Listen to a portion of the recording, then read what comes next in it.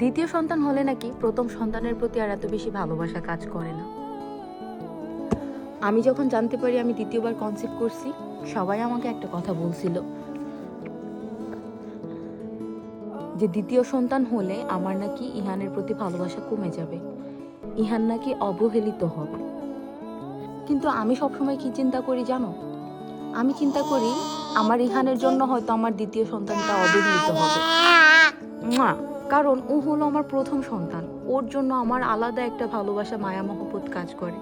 ওর মুখে আমি প্রথম মা ডাক শুনছি, ওর ধারা আমি মাতৃত্ব কি সেটা বুঝতে পারছি। ও আমার প্রথম সন্তান, ওর জায়গাটা দ্বিতীয়, তৃতীয়, চতুর্থ, পঞ্চম সন্তান আসলেও হয়তো কেউ নিতে পারবে না, আমি যেটা মনে করি। দ্বিতীয় সন্তান আসার পর এরকম চিন্তা থাকবে কিনা আমি জানি না, বাট এখন এই মুহূর্তে আমার মনে হয় যে আমার দ্বিতীয় সন্তান হয়তো ইহানের জন্য অবহেলিত হইতে পারে, কারণ ওকে ছাড়া তো আমি নিজেকে এক সেকেন্ডও কল্পনা করতে পারি না। ও আমার আত্মার একটা অংশ হয়ে গেছে।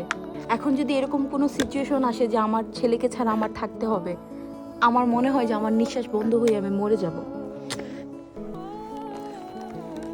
সো আমার কখনো মনে হয় না যে দ্বিতীয় সন্তানের জন্য প্রথম সন্তানের ভালোবাসা কমে যায়। এটা কখনোই সম্ভব না। আমার ছেলে আমার কলিজা, আত্মার জান, আমার জানের টুকরা, এটা আমার কলিজার টুকরা।